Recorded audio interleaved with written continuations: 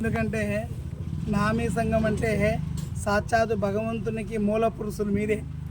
బ్రాహ్మణ్స్ కన్నా గొప్ప ఎవరై అంటే ఫస్ట్ మీరే. మీ యొక్క వాయిద్యం లేనిది ఏ దేవుని కైంకర్యం జరగదు. కాబట్టి ఫస్ట్ ఏ గుడి కానీ ఏదైనా కానీ మూల పురుషులు ఎవరంటే నామిని బ్రాహ్మణ్సే. కాబట్టి అటువంటి నామి బ్రాహ్మణ్స్లో ఈ పొద్దు త్యాగస్వామిని మనం పెట్టుకొని మనం దావమ్మడి వచ్చాం కాబట్టి, నగర సంగీతంతో వచ్చినాం కాబట్టి చాలా సంతోషమైంది. కాబట్టి మీరందరూ ఇట్లే కలిసికట్టు ఉండాలి.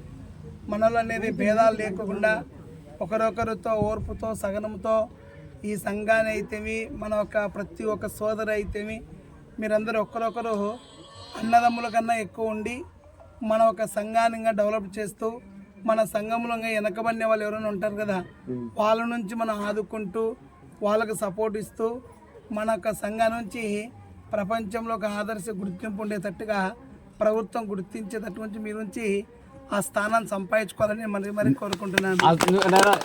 ఈ కళాకార సంఘాన్ని ఒక ట్రస్ట్ నువ్వే చేయాలి నాయన. అప్పుడు నువ్వే చెప్పినావు ఆ ట్రస్ట్ చేసి 10 మంది ఉపయోగపడతారు. లేని వాళ్ళు ఏదైనా జరిగినా మనకు కొంచెం సహాయపడి ఉంటాయి. కాబట్టి ఈ అల్లగడ్డ కళాకార సంఘాన్ని తీసుకుపోయి ఒక ట్రస్ట్ మాట పట్టిన దేశానికి వెళ్ళాలంటుంది. ఒక అల్లగడ్డ తాలూకులే వెళ్ళంటుంది. ట్రస్ట్ అంటే దేశానికి వెళ్ళబోతుంది.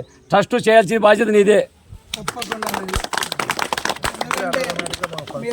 మీరు ఒక ట్రస్ట్ పెట్టుకున్నానికి ఏమైందంటే పెద్ద పెద్ద దేవస్థానం నుంచి మీ కళాకారుని గుర్తించి ఆ ట్రస్ట్కు కొంచెం డొనేషన్ చేస్తారు. ఇప్పుడు శ్రీశైలం అయితేమి, తిరుపతి అయితేమి, తర్వాత పెద్ద పెద్ద దేవస్థానాలు ఉన్నాయి. కళాకార ట్రస్ట్ అనేది ఒకటి ఉంది అనుకో, దానికి కొంచెం ఆ దేవస్థానం తరపున విదేశాల తరపున కొంత అమౌంట్ వస్తుంది.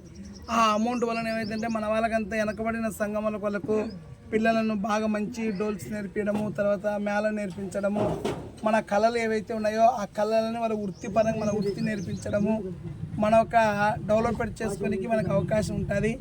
దాని గురించి ట్రస్ట్ త్వరలోనే మీరంతా ఒకసారి అంతా పెద్ద మనుషులంతా ఒకసారి వస్తే దాన్ని కంప్యూటర్లో దాన్ని ఫీడ్ చేసి దాన్ని ఎట్లా చేయాలో దాని ప్రాసెస్ అంతా మా దగ్గర ఒక అబ్బాయి ఉన్నాడు, దాని ప్రాసెస్ అంతా చేస్తాడు.